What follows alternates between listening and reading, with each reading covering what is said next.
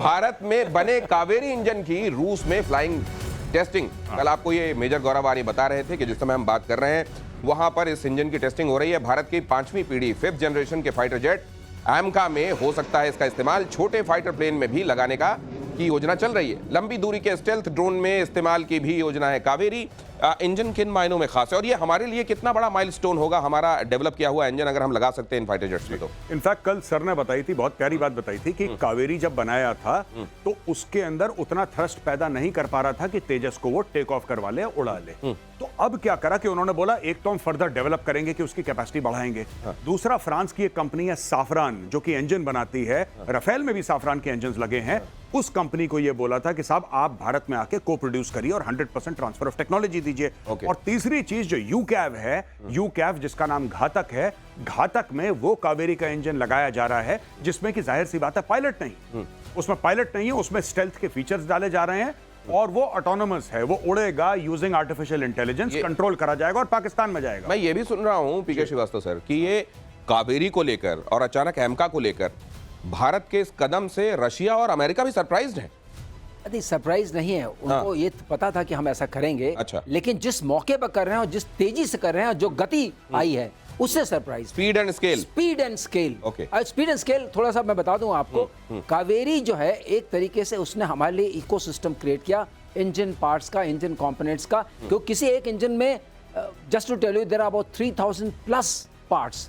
वो जो कि एक इंजन में 3000 से ज्यादा पुर्जे लगते हैं। हाँ, ज्यादा ये जो हमको दिखाई दे रहा है इसमें 3000 से ज्यादा पुर्जे हैं, जो कि आप जाएंगे कम से कम 700 से 800 वेंडर के पास। अब आपके पास इकोसिस्टम आ गया है। अगर आपके पास इकोसिस्टम है तो नेक्स्ट को लाने में आपको उतनी ही आसानी होगी। इसलिए अब सैफरान ने भी हाथ बढ़ाया है, इसीलिए अब सब हाथ बढ़ा रहे हैं। क्योंकि हाथ आप बताइए किसके पास हाथ बढ़ाया जाता है? जिसके ऊपर आपको विश्वास हो कि विश्वास हो और जो सही राह पर चल रहा हो और जिसके साथ शक्ति हो। करेक्ट। और यहाँ पर ये 3000 पुर्जे वाला कावेरी आपको दिखाई दे रहा है। ये कावेरी जिसको दक्षिण की गंगा भी कहा जाता है सर, ये हमारे लिए क्या आने वाले दिनों में, और मैं इस बात को अप्रिशिएट करता हूँ, आपकी तबीयत ठीक नहीं उसके बावजूद आप हमारे साथ जुड़े हुए सर, ये किन मायनों में हमारे लिए ये गेम चेंजर हो? देखिए, किसी भी फाइटर एयरक्राफ्ट का सोल जो है एरो इंजन होता है। हाँ। और एरो इंजन इस दुनिया में कुछ ही देश बनाते हैं जो जाने जाते हैं। Arrow engine. एरो इंजन, ये एरो इंजन है। एरो इंजन मींस क्या हुआ सर? एयरक्राफ्ट का engine. Aircraft engine, okay. Arrow engine, okay. Aircraft का इंजन जो फ्लाई कर सकता है। कि जब भी किसी चीज से आप फ्लाई करते हैं तो उसके अंदर बहुत सारे टेस्ट आ जाते हैं। एक एग्जांपल मैं आपको देना चाहूंगा। अगर हम बनाते हैं अपने पास AMCA तो हमें 10,000 टेस्ट पॉइंट्स होते हैं, मतलब 10,000 टेस्ट हमें करने पड़ेंगे। 10,000 टेस्ट, 3000 पुर्जे, 10,000 टेस्ट, 700 से ज्यादा वेंडर। ये छोटा काम नहीं है जो इंजन आपको दिखाई दे रहा है स्क्रीन में बीचों बीच। समझिए ये क्या है? आप समझिए, इसमें हमें जो टेक्नोलॉजी जो अभी हमें थोड़ा सा हमें बीट कर रही थी वो क्रिस्टल ब्लेड की टेक्नोलॉजी थी। क्रिस्टल ब्लेड टेक्नोलॉजी जो कि बहुत हाई टेम्परेचर पर 1500 से 2000 के टेम्परेचर पे स्टेबल रहती है। अच्छा। और वही थ्रस्ट देती है जो इंजन को चाहिए। तो उस हम मटेरियल साइंस, मैंने आपके शो में पहले भी कहा था, हमें मटेरियल साइंस को किसी तरीके से हार्नेस करना है। बाकी हम कैपेबल हैं। तो इसके लिए ये हमें मदद करेंगे। इन्होंने ये वादा किया है। हमारा डर जो है वो US के साथ ये है कि शायद वो टेक्नोलॉजी, कोर टेक्नोलॉजी न शेयर करें। ओके। बहरहाल बदमाश है सर। ये बदमाशी तो खैर पहली बार नहीं है और हम इसके लिए तैयार भी हैं। भारत पाकिस्तान के बीच थोड़ा इधर कुछ तनाव कम जैसी स्थिति बनी और उधर विश्व युद्ध 3 की धमकी मिल गई है, वर्ल्ड वॉर 3। इस वक्त की बड़ी खबर यह है कि रशिया ने अमेरिका को वर्ल्ड वॉर 3 की धमकी दे दी है। रूस की सिक्योरिटी काउंसिल के डेप्यूटी चेयर दिमित्री मेदवेदेव ने धमकी दी है। थर्ड वर्ल्ड वॉर जैसी बुरी चीज ट्रंप समझते होंगे, मेदवेदेव ने कहा है। ट्रंप ने पुतिन के बारे में कहा था कि वो आग से खेल रहे हैं, अजीब पागल आदमी है और रूस के साथ वो कुछ बुरा कर सकते हैं। ट्रंप किसी भी हालत में रूस और यूक्रेन के बीच सीज फायर कराना चाहते हैं, लेकिन पुतिन इसके लिए तैयार नहीं है। वर्ल्ड वॉर 3 उम्मीद करता हूं, मेदवेदेव ने कहा है कि अमेरिका समझता होगा। ये वील्ड वार्निंग है, क्लियर एक्सप्लिसिट वार्निंग है, क्या है ये? नहीं, बात यह है कि देखिए अब ट्रंप ने क्या करा कि शुरू में लोगों की बड़ी उम्मीद थी कि आएगा ये फैसला, और ट्रंप ने बोला भी ऐसे था कि 24 घंटे के अंदर लड़ाई खत्म कर दूंगा, 36 घंटे के अंदर 48। अब पता लग रहा है कि सारी फेक प्रॉमिसेस थी ट्रंप की। ट्रंप ने बोला खत्म कर दूंगा, ट्रंप ने बोला है कि देखो तुम ऐसा कर लो कल तक खत्म। उन्होंने बोला सॉरी बॉस, ऐसा नहीं होगा। अच्छा देखो अगर तुमने हॉस्टेजेस, उसने हमास को भी बोला, हमास ने भी इसकी बात नहीं मानी, इसने हुथियों को बोला, हुथियों ने इसी के जहाजों पे अटैक कर दिया, अमेरिकन नेवी के, यूएस नेवी के। तो बेसिकली अरे एलन मस्क अलग हो गया। हाँ। एक दिन पहले उसने कहा अच्छा टाटा बाय बाय मैं चलता हूं। मैं जा रहा हूं। एलन मस्क ने माफी मांग ली, हाथ जोड़ लिया, भाई मेरा बस का रोग नहीं है। मतलब ये तय है कि आदमी सनकी हो गया है ये आदमी पैदल है दिमाग से। दिमाग से। मैं पहले डोनाल्ड ट्रंप को बड़ा ये कहता था कि हाँ बड़ा फैसला कर रहा है, और कुछ फैसले इसने अच्छे भी लिए, ऐसी बात नहीं कि सब, और मैं उन फैसलों को सपोर्ट करता हूं। आदमी से मेरी कोई गिला शिकवा नहीं है, जो अच्छा काम करता है ठीक है, बुरा काम करता है पॉइंट आउट। ये इतना रैंडम है, ये इतना रैंडम है, इसको खुद नहीं पता कि शाम को क्या बोलने वाला है। इस सवेरे का बोला शाम को चेंज कर देता है, अब खुद ही बोलिए। ये रशिया को कहता है कि ही इज मैड, और ये सब पुतिन को बोल रहा है, पुतिन को बोल रहा है। पुतिन इतना खतरनाक आदमी है, इतना ज्यादा डेंजरस आदमी है पुतिन। पुतिन के मंत्री ने चिपका दिया इसको, पकड़ के इसको चमका दिया अच्छी तरीके से, बोला कि बेटा तू हमें बोले, वो थर्ड वर्ल्ड वॉर की जो बात कर रहा है, इसने इसको पकड़ के चमका दिया अच्छी तरीके से। यार you can't say these things against the Russian president. ऐसा थोड़ा ना आप रशियन पुतिन के बारे में कुछ बोल दोगे, और अगर है तो put your money where your mouth is. अच्छा, ये यूक्रेन को पैसा नहीं देना चाहता भाई, यूक्रेन को कहता है तू मत लड़, रशिया से कहता है कि ठीक है तुम मत लड़ो। ओ भाई वेयर आर योर स्टेक्स? क्यों तुम्हारी लोग बात माने? तुम्हारी बात माने क्यों? तुम हो कौन? तुम क्या कर लोगे? कह रहा है मैं तुम्हारे ऊपर टैरिफ लगा दूंगा। कह रहा लगा दे, लगा दे टैरिफ। पहले ही सैंक्शंस लगे हुए हैं, पहले सैंक्शंस लगे हुए हैं। अब इसकी ईरान भी बात नहीं मान रहा, ईरान भी कह रहा है, ईरान को धमकियां दे रहा है कि तुम देख लेना आग बरसेगी, फलानी बरसेगी। ईरान ने बोला we don't take you seriously. वहां पे भी तो कम थोड़ा ना बैठे ऊपर। ईरान ने एक और काम किया जी। है, पाकिस्तान को भी एक आईना दिखाया, आगे मैं बताने वाला हूं। जी। तीसरे विश्व युद्ध के लिए तैयार हो रहा है जापान। उत्तर कोरिया और चीन के मिसाइल परीक्षण से हलचल बढ़ गई है। जापान में ज्यादा से ज्यादा बंकर बनाने की योजनाएं चलने लगी हैं। अमेरिका, फिलीपींस और दक्षिण कोरिया के साथ संयुक्त सैन्य अभ्यास भी होने वाला है। ये कभी भी कुछ भी, ये इनमें से चिंगारी बड़ी हो सकती है सर। नहीं बिल्कुल, आप बिल्कुल ठीक बात कह रहे हैं। ये सब लोग अपनी तैयारियां करते हैं। अच्छा, इसमें ना एक और चीज है दिनेश, बड़ी इंपॉर्टेंट। जब ये एक्सरसाइज होती है ना, ये सिर्फ ऐसा नहीं कि जॉइंटनेस के लिए या हम लोग आपस में एक दूसरे के सिस्टम्स, प्लेटफॉर्म्स, ड्रिल समझ लें, सॉफ्टवेयर हार्डवेयर समझ लें, सिर्फ वो नहीं है। ये मैसेजिंग होती है, ये ऑप्टिक्स होते हैं कि देखो हम लोग एक साथ हैं।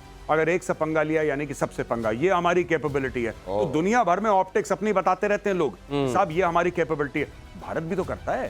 भारत मंगोलिया के साथ ड्रिल कल डिस्कस कर रहे थे। मंगोलिया के साथ हमारी नेवी बहुत बड़ी ड्रिल करती है, हमारी एयरफोर्स करती है, सब लोग ड्रिल्स करते हैं, और ये पावर प्रोजेक्शन है एक्चुअली। लेकिन सर दिनेश, इसमें एक और बात होती है अगर टाइम है तो। जी जी प्लीज। वो बात ये होती है कि जो मिलिट्री इंडस्ट्रियल कॉम्प्लेक्स है, जो पॉलिटिकल इक्विलिब्रियम है, वो भी बड़ा एंजॉय करता है, क्योंकि आप जितना जहाज चलाएंगे उतने पुर्जे खत्म होंगे, उतने बिकेंगे, उतना फ्यूल चलेगा। वही मामला है।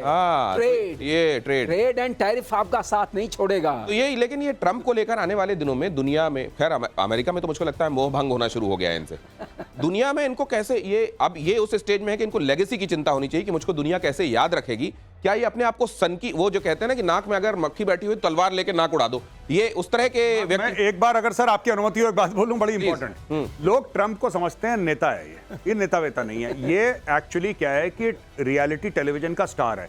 ये एक टीवी सीरीज करता था दी अप्रेंटिस, और अप्रेंटिस ये बिल्कुल जैसे बिग बॉस टाइप का होता है ना, उस टाइप का आदमी है ये कभी, ये जस्ट इमेजिन आप टैरिफ कर रहे हैं किसी देश के ऊपर, पूरी दुनिया के ऊपर, और आप ट्वीट कर रहे हैं कि चलो जो भी रैंडम फिगर इसके दिमाग में आया कि कल से तुम्हारे ऊपर 165, चलो 165 नहीं 185 कर देते हैं, चलो डन 185 डन। ये ऐसे डिसाइड होता है। शाम को कुछ और कर देता है। अच्छा बढ़ा दिया 250 तक, 250 बढ़ाने के बाद अगले दिन कहता है चलो वापस 10 पे ले आते हैं। 90 दिन पूरी 90 दिन के लिए उसकी पूरी इकोनॉमी आपने गोल कर दी, और आप ये खेलता रहता है सबके साथ। इसलिए अमेरिकन भी इससे परेशान हो रहे हैं। लेकिन अब ये इसको कहते हैं क्या? लेकिन दिनेश मैं कह सकता हूं आपकी, चलो एक बात, अगर ट्रंप की नेटवर्थ देखिए इस पूरे सिस्टम में डबल हो गई है इस पीरियड में। ओ मतलब इस पागलपन का भी कुछ हासिल है, ऐसे नहीं है कि ये पागलपन रैंडमली किया जा रहा है। मैंने बोला ना टीवी स्टार है वो। ओ तो ये सबसे बड़ा टीवी एंकर ट्रंप है, सबसे बड़ा। This is how Trump is making America great again. आतंक के खिलाफ पीएम मोदी की स्ट्राइक। अगली खबर, पाकिस्तान सेना आतंकियों का सहारा लेती है। सेना ने आतंकियों को सिंदूर की शक्ति दिखाई।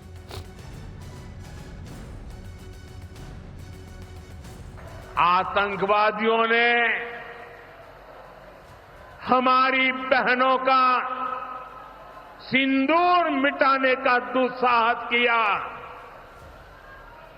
हमारी सेना ने उनको सिंदूर की शक्ति का एहसास करा दिया। सिंदूर की ताकत का एहसास पाकिस्तान को हो गया है। लेकिन अब पाकिस्तान पहलगाम के पहले और पाकिस्तान पहलगाम के बाद क्या चेंज देखते हैं आप गौरव? देखिए, मैं एक बात बताता हूं कि ये पाकिस्तान है जो सहमा हुआ है। ये अपने लोगों को कोई भी चूरन बेचे, हम जीत गए, हमने 10-15 रफेल उड़ा दिए, हमने दिल्ली के ऊपर भी जहाज उड़ा दिए, हमने S-400 हैक कर लिया, ये सारी की सारी चीजें देखिए जाहिल कौम है, पढ़ी लिखी है नहीं, सारे के सारे मदरसे से पढ़, तो आप इनको कोई भी स्टोरी सुनाओ ये बिलीव कर लेते हैं। लेकिन सबसे बड़ी बात यह है कि जो पाकिस्तान में लीडरशिप है उसको पता है कि रुमाल कितना फटा है, कितने छेद हैं रुमाल में उसके, उनको सब कुछ पता है। वो बनियान नहीं कह रहे हैं आज आप? ऑपरेशन बनियान था ना इनका, रुमाल में छेद क्यों है? वो तो फट गया। बनियान फट गई थी। ये जो हम यहाँ दिखा रहे हैं, प्रधानमंत्री नरेंद्र मोदी ऑपरेशन सिंदूर के बाद देखिए कहां कहां गए। आदमपुर पंजाब 13 मई 2025, बीकानेर राजस्थान 22 मई, भुज गुजरात 26 मई, गांधीनगर गुजरात 27 मई, बागडोगरा बंगाल 29 मई, पटना बिहार 29 मई। ये और हर जगह जाकर इन्होंने उस बात का जिक्र किया है और पाकिस्तान को चेतावनी दी है, चेतावनी दर चेतावनी दी है। मैं इसको ये समझना चाहता हूं, ये एक देश अपने एडवर्सरी पर एक तरीके का साइकोलॉजिकल प्रेशर बिल्ड कर रहा है या उसको चेतावनी दे रहा है कि अब इस बार जो है बहुत भयानक मार पड़ेगी? दिनेश, गौरव, मैं कुछ बोलूं, गौरव ऐड कर देंगे। सबसे बड़ी बात है कि जैसे गौरव ने पहले बोला था कि हिंदुस्तान और पाकिस्तान में एक असमंजस रहा, अमन की आशा, प्यार की ट्रेन, सब कुछ चलता रहा। तो अब आपके प्राइम मिनिस्टर, प्रधानमंत्री, उन्होंने कहा बहुत हुआ, ये कोई नहीं चलेगा।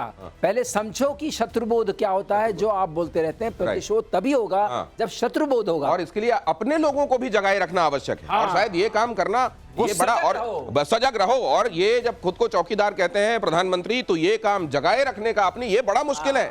हमारे लोगों को नींद बड़ी जल्दी आती है ना। लेकिन अब ये देखिए जरा, मेजर गौरव आर्य जी, मैं एक चीज कहना चाहता हूं आपसे, आपने शायद दूसरे तरीके से उसको बता दिया। पहलगाम के पहले और पहलगाम के बाद पाकिस्तान, टॉयलेट में जाएं आप, और हाजत के बाद आपको जब लगे कि पानी की आवश्यकता है, पानी खत्म हो जाए। मैं ये ऐसे नहीं कह रहा हूं, मतलब आप सोच रहे होंगे कि सीरियस शो में मैं क्या कह रहा हूं, सुनिए देखिए।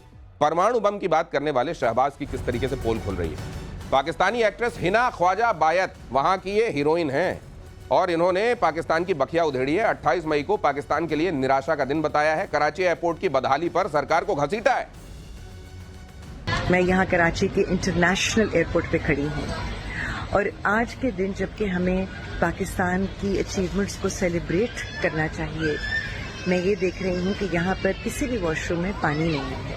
लोग वजू करना चाह रहे हैं, नमाज पढ़ना चाह रहे हैं, बच्चों को लेकर वॉशरूम जाना चाह रहे हैं, और पानी नहीं है। हमारे एयरपोर्ट्स का, हमारे इंस्टीट्यूशंस का, हमारे सिस्टम्स का ये हाल क्यों हो गया है?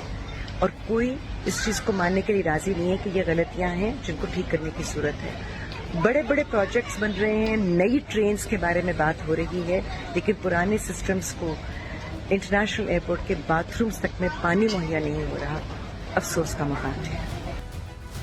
अभी इनको किसी ने बताया है या फर्स्ट हैंड इनका अपना एक्सपीरियंस है? बेचारी परेशान लग रही। नहीं साहब, आप बाथरूम जाएंगे फिर उसके बाद पानी ना हो तो यू कैन अंडरस्टैंड। अब इनको महत्व तो पता लग रहा है पाकिस्तानियों को कि इंडस वाटर ट्रीटी है क्या। और कराची में पानी नहीं है तो बाकी जगहों पर क्या होगा? अगर आप किसी पाकिस्तानी से पूछें कि what is the Indus water treaty, तो कह रहा है साहब हमें ज्ञान मत दो, हम जी रहे हैं। हम जी रहे हैं इंडस वाटर ट्रीटी, हमें पता है क्या है, मोदी जी ने समझा दिया है। अबे कह रहे हैं कि ना धोने के लिए ना पीने के लिए कुछ है नहीं, सब खत्म हो गया। बंदा बाथरूम गया, सूखा, what to do, carry on, कुछ नहीं कर सकते। बस यही कह सकता हूं मैं। ऑपरेशन सिंदूर के बाद अब देखिए, अब यहां पे एयरपोर्ट की शिकायत कर रही थी, अब यार एयरक्राफ्ट की बात भी देख लीजिए। पाकिस्तान की एयरलाइंस का हाल क्या है वो देख लीजिए। बिकने के कगार पर है पाकिस्तान की airlines. Pakistan international airlines corporation limited, पिया लिखा रहता है ना, पिया बहुत जल्दी रूठने वाले हैं, रूठ ही गए हैं बल्कि समझ लीजिए।